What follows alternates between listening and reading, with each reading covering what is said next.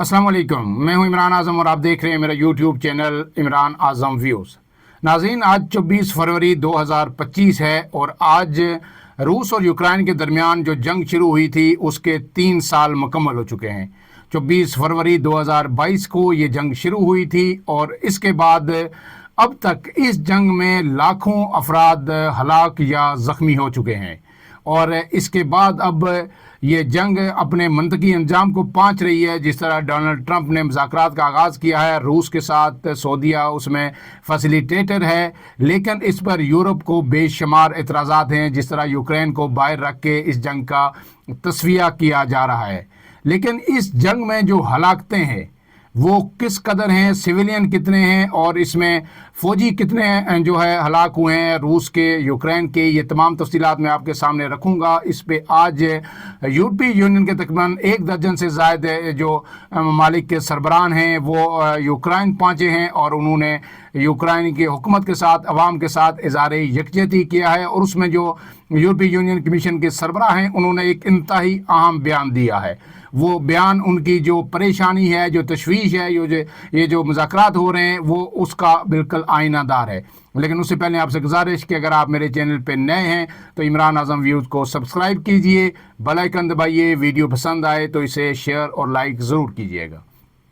अब आते हैं इन फैक्ट एंड फिगर्स के हवाले से कि रूस की जंग में अब तक कितने लोग हलाक हुए और कितने ज़ख्मी हुए और इसमें इस वक्त जो है खित्ते की सूरत हाल क्या है। लेकिन उससे पहले मैं आपको ये बता दूं कि ये जो जंग है इसमें अब तक की जो हलाकतें हैं वो जो हिरोशिमा और नागासाकी पे दूसरी जंग अज़ीम में अमेरिका ने जापान के ये 2 शहरों पे एटम बम गिराया था, ये हलाकतें उससे भी ज़्यादा हैं। आपको पता है कि 6 अगस्त 1945 को अमेरिका ने पहले जो है हिरोशिमा पे एटम बम गिराया और उसमें तकरीबन 1,40,000 के करीब लोग हलाक हुए थे। और फिर 3 दिन बाद 9 अगस्त 1945 को नागासाकी पे जो एटम बम गिराया था उसमें तकरीबन 74,000 के करीब लोग हलाक हुए थे और लाखों लोग इसमें ज़ख्मी हुए थे। और फिर उसके जो असरात थे वो दहाइयों तक वहाँ पे बाकी रहे। उसमें जो बच्चे पैदा होते थे उनमें बेशुमार जो है नकाइस होते थे पैदाइशी तौर पर। उसके साथ साथ मुख्तलिफ़ किस्म के कैंसर, स्किन कैंसर और दूसरे कैंसर वहाँ पे तवील अरसे तक फैलते रहे। लेकिन उसके बाद फिर जापान ने एशिस से उठा और एक बड़ी माशी ताकत बना।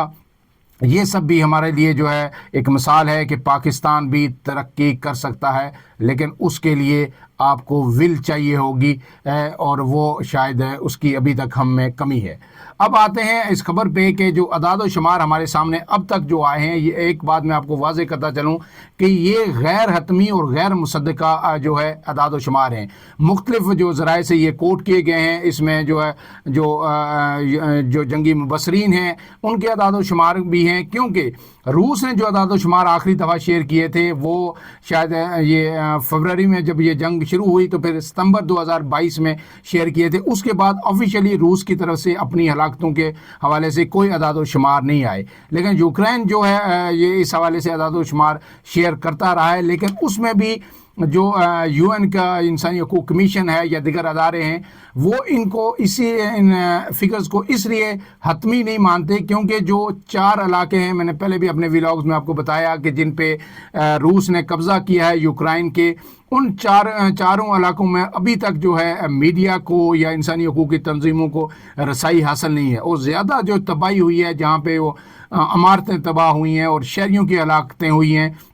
वो उन्हीं 4 इलाकों में हुई हैं जिन पे रूस ने कब्ज़ा किया और उन्हें रेफरेंडम के ज़रिए अपना इलाका बना दिया। इससे पहले आपको पता है कि 2014 में भी रूस ने इसी तरह अग्रेशन किया था और यूक्रेन का जो इलाका था जो है क्रीमिया, उस पर कब्ज़ा कर लिया था और उसे भी अपना हिस्सा बना लिया था। अब जो आज जो डेवलपमेंट नई हुई है कि इसमें जो यूरोपीय यूनियन के जो तकरीबन 1 दर्जन से ज़ायद रहनुमा, जिनमें जो कनाडा के सदर जस्टिन ट्रूडो भी थे, वो भी वहाँ पे पहुँचे। यूरोपीय यूनियन कमीशन की जो सरबराह थी वो भी वहाँ पे पहुँची। बाई ट्रेन ये तमाम लोग यूक्रेन के दारुल हुकूमत पहुँचे और वहाँ उन्होंने इज़हार यकजहती किया यूक्रेनी अवाम से। इस मौका पर यूक्रेनी सदर जो व्लादिमीर हैं उन्होंने भी जो है अपना ख़िताब किया ولادیمیر زیلنسکی، اور انہوں نے یہ اس میں کہا ہے کہ میں تمام ان لوگوں کا شکریہ ادا کرتا ہوں جو اس جنگ میں جو ہے یوکرین کے ساتھ کھڑے رہے، اور اس کے ساتھ ساتھ انہوں نے جو ہے یوکرینی عوام کو بھی زبردست خراج تحسین پیش کیا، یوکرین کی فوج کو بھی خراج تحسین پیش کیا۔ اس میں جو بڑا اہم خطاب جو جملے ہیں وہ میں آپ کو بتا دیتا ہوں۔ یورپی یونین کمیشن کی جو سربراہ ہیں ان کا ایک جملہ جو ہے وہ سب چیز کو جو ہے وہ دریا کو کوزے میں بند کر دیتا ہے۔ انہوں نے یہ کہا کہ یوکرین اپنی بقا کی جنگ لڑ رہا ہے اور یوکرین کی میں یورپ کی تقدیر داؤ پر لگی ہوئی ہے، یعنی جو خطرہ ہے انہیں رشیا سے کہ اس کے بعد کسی بھی یورپی یونین کے ملک کا نمبر آ سکتا ہے، اگر یہ ایک جو ہے یورپی یونین کا ابھی تک جو میں نے آپ کو پہلے بھی بتایا تھا کہ یوکرین باضابطہ طور پر حصہ نہیں ہے، لیکن اس کی جو 51% جو پاپولیشن ہے اس وقت کے اعداد و شمار کے مطابق وہ جو ہے یورپی یونین کے لوگ وہاں پہ رہائش پذیر ہے اور اس کو یورپی یونین کی پاپولیشن قرار دیا جاتا ہے۔ لیکن جب یہ 2022 میں حملہ کیا روس نے تو اس کے بعد جو یورپی یونین کا ممبر بننے کی حیثیت سے جو پہلا سٹیپ ہوتا ہے باضابطہ طور پر یوکرین نے وہ لے لیا تھا، اور اس میں امیدوار کا درجہ یورپی یونین نے دے دیا تھا یوکرین کو کہ اس کے بعد اگر دیگر کنڈیشن فلفل کرتا ہے تو پھر جو ہے یوکرین یورپی یونین کا باضابطہ حصہ بن سکتا ہے، لیکن ابھی تک اسے امیدوار کا درجہ حاصل ہے جو 2022 میں جو ہے یورپی یونین نے یوکرین کو دیا تھا۔ آپ کو یہ بھی بتاتا چلوں کہ اس سے پہلے 1999 میں ترکی کو بھی امیدوار کا درجہ دیا گیا تھا یورپی یونین کا حصہ بننے کے لیے، کیونکہ ترکی جو ہے وہ ایشیا اور یورپ کے سنگم پہ واقع ہے، تو ترکی نے درخواست دی تھی، لیکن اس کے بعد پھر انسانی حقوق کے کچھ مسائل بیچ میں آئے جسے یورپی یونین اور ترکی کے جو مذاکرات ہیں وہ تعطل کا شکار ہوئے، اور ابھی تک اس کا فیصلہ نہیں ہو سکا کہ ترکی یورپی یونین میں جائے گا یا نہیں۔ اب اس میں جو انہوں نے آگے مزید کہا ہے کہ یوکرین میں یورپ کی تقدیر داؤ پر لگی ہوئی ہے، اور انہوں نے یہ کہا ہے کہ بقا کی اس جنگ میں یہ نہ صرف یوکرین کی بلکہ یورپ کی تقدیر بھی ہے۔ اور اس کے بعد انہوں نے آج جو روس کے حوالے سے یورپی یونین نے نئی پابندیوں کا بھی اعلان کر دیا ہے، اور یہ زیادہ جو توانائی سے ریلیٹڈ ہے، جو تیل کی ترسیل ہے روس کو، اس پر مزید پابندیاں سخت کی گئی ہیں۔ اب اس میں جو یورپی یونین کے تحفظات جو ہیں وہ خاص کر کے ان مذاکرات کے حوالے سے جن کا آغاز جو ہے رواں ماہ ہی ہوا ہے، اور وہ سعودی عرب نے فیسیلیٹیٹ کیا ابتدائی مذاکرات کو جو امریکہ اور روس کے درمیان ہو رہے ہیں۔ اس میں 3 شخصیات جو امریکہ کی طرف سے شریک ہوئیں، 2 رشیا کی طرف سے ہوئیں، اور 2 لوگ تھے جو فیسیلیٹیٹ کر رہے تھے، اس میں سعودی وزیر خارجہ بھی تھے اور ایک اور ان کی اعلیٰ حکومتی شخصیت تھیں، اور اب وہ ان مذاکرات کو جو ہے پایہ تکمیل تک پہنچانا چاہتے ہیں۔ لیکن اس میں سب سے اہم بات میں نے پہلے بھی آپ کو بتائی کہ نہ یورپی یونین کو پوچھا گیا اور نہ یوکرین کو پوچھا گیا، ان سب کو مذاکرات سے باہر رکھا گیا۔ ڈونلڈ ٹرمپ نے یہاں تک بھی الزامات عائد کیے ہیں کہ یہ جنگ جو ہے یوکرینی صدر جو ولادیمیر زیلنسکی ہیں انہوں نے شروع کی ہے، انہوں نے ان کو ایک آمر بھی قرار دیا گیا، اور انہوں نے اس درجے کا کمیڈین قرار دیا گیا، اس سے پہلے وہ ایکٹر رہے ہیں، اور انہوں نے کہا ہے کہ یہ انہوں نے جنگ شروع کی ہے، اور اس میں جو ہے اس وقت تک امریکہ کو ایک ایسی جنگ میں دھکیلا گیا ہے جو $350 ارب کی جنگ ہے، اور اس میں انہوں نے جو ان کے حکومتی عہدیدار تھے، وزیر دفاع تھے، انہوں نے جو میونک سیکورٹی کانفرنس ہوئی ہے اس میں بڑا ہی سخت موقف اختیار کیا تھا یورپ کے حوالے سے۔ انہوں نے یورپ کو یہ کہا تھا کہ جو ہے آپ کی جو سیکیورٹی ہے اب آپ نے خود دیکھنی ہے، آپ کی سیکیورٹی کے ذمہ دار جو یورپی فوجی ہیں امریکہ نہیں ہے، اور پھر جو ہے انہوں نے ان کی اختیار پہ بھی حملہ کیا تھا جس پہ بڑا احتجاج کیا گیا تھا یورپ کی جانب سے۔ اب جو یورپ کو امریکہ امریکہ کے اندر سے یہ آوازیں اٹھتی رہی ہیں کہ یورپ کیونکہ اس کے بے شمار ممالک جو ہیں وہ نیٹو کے بھی اتحادی ہیں کہ وہ سارے اخراجات جنگ کے یا سیکیورٹی کے امریکہ کرتا ہے، لیکن ان کی امریکہ کی آڑ لے کے یورپ جو ہے محفوظ بنا ہوا ہے اور اپنی ساری سیکیورٹی کا اس کا انحصار جو ہے امریکہ پہ رہا ہے۔ اب ڈونلڈ ٹرمپ نے کہا ہے کہ ایسا نہیں ہوگا۔ ڈونلڈ ٹرمپ نے یہ کہا تھا کہ اس جنگ میں یوکرین کے ساتھ ہم نے یورپ کی نسبت، یورپ تو کہہ رہا ہے کہ ہم الائے ہیں یوکرین کے، لیکن امریکہ نے $200 ارب زیادہ خرچ کی ہے۔ اور میں آپ کو یہ بھی بتاؤں کہ انہوں نے ہر جانہ جو معاوضہ بھی طلب کی ہے اب ڈونلڈ ٹرمپ نے یوکرینی صدر سے، انہوں نے کہا ہے کہ تقریباً $500 ارب ہمیں دیے جائیں جو ہمارے جنگی اخراجات ہوئے ہیں، جو ہم نے سپورٹ کیا ہے روس کے خلاف جنگ میں یوکرین کو۔ اب یہ مذاکرات سارے آگے بڑھ رہے ہیں اور ان کا نتیجہ جو بھی ہوگا وہ یقیناً طور پر یورپ کے لیے بڑا تشویشناک ہو سکتا ہے۔ اسی لیے یورپ نے بڑا سخت موقف اختیار کیا۔ آج جو 12 لوگ وہاں پہ پہنچے، انہوں نے پیش بندی کی اور انہوں نے جو یوکرین کے یورپی یونین کمیشن کے سربراہ ہیں ان کا یہ جملہ ہے کہ یوکرین میں یورپ کی جو تقدیر داؤ پہ لگی ہوئی ہے، یہ بتا رہا ہے کہ یورپ پہ اس حوالے سے کتنا کنسرن ہے۔ اب اس میں جو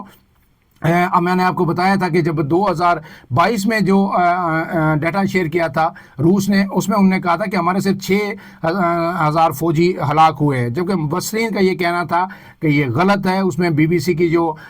رشین سروس ہے اس نے کہا تھا کہ اب تک جو ریسنٹلی سروے ہوا کہ 91,000 سے زائد جو ہے فوجی ہلاک ہو چکے ہیں روس کے۔ یہ ان فگرز کا میں بار بار آپ کو کہہ رہا ہوں کہ آزادانہ ذرائع سے ابھی تک تصدیق نہیں ہو سکی، لیکن جو یوکرین کے صدر ہیں انہوں نے خود فگر جو شیئر کیے ہیں وہ آپ کے سامنے رکھ دیتا ہوں۔ انہوں نے کہا تھا کہ ہمارے اب تک 46,000 کے قریب فوجی اس جنگ میں شہید ہو چکے ہیں، جبکہ 3,80,000 زخمی ہیں۔ یہ یوکرین کے صدر ولادیمیر زیلنسکی کے جو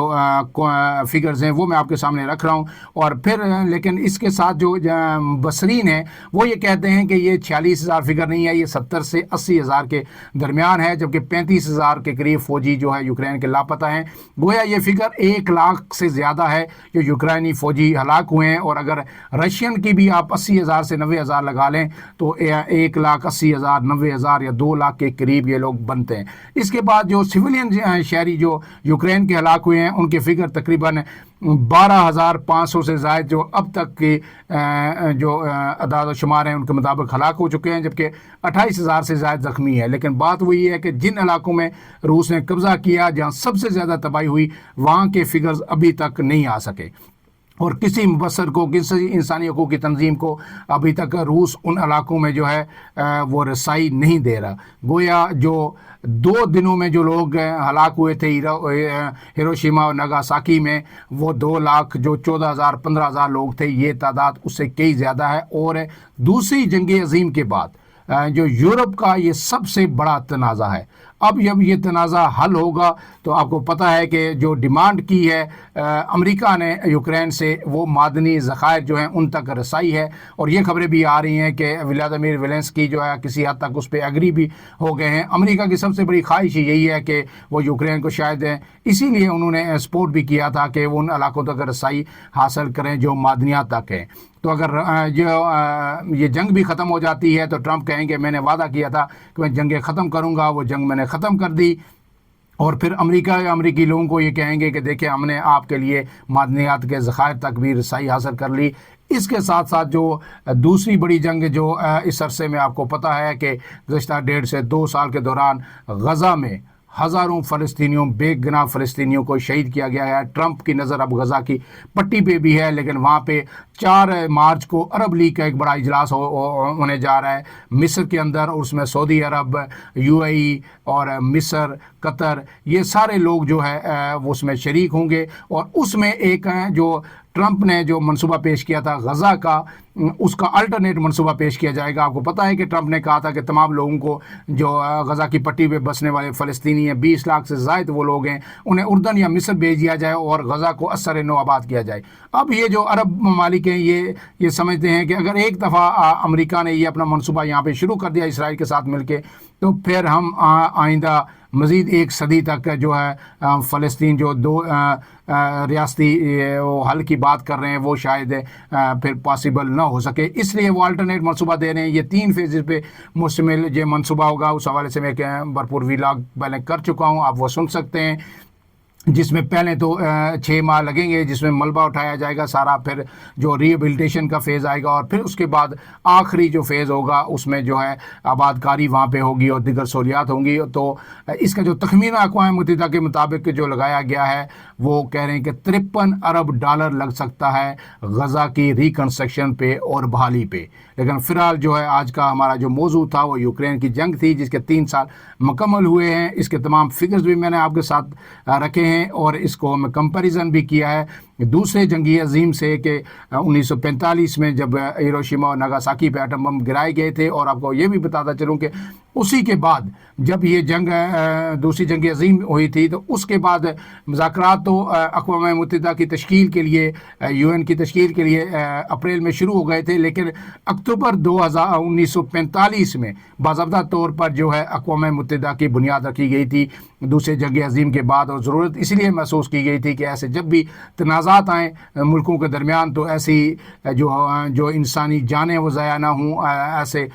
جو نقصانات نہ ہوں, اور ان چیزوں کو باہمی افہام و تفہیم سے حل کیا جائے. لیکن یہ بھی یہاں کہنا پڑے گا کہ 1945 میں بننے والا جو ادارہ ہے اقوام متحدہ, یہ جو ہے اپنے مقاصد پورے کرنے میں ابھی تک مکمل طور پر ناکام ہے.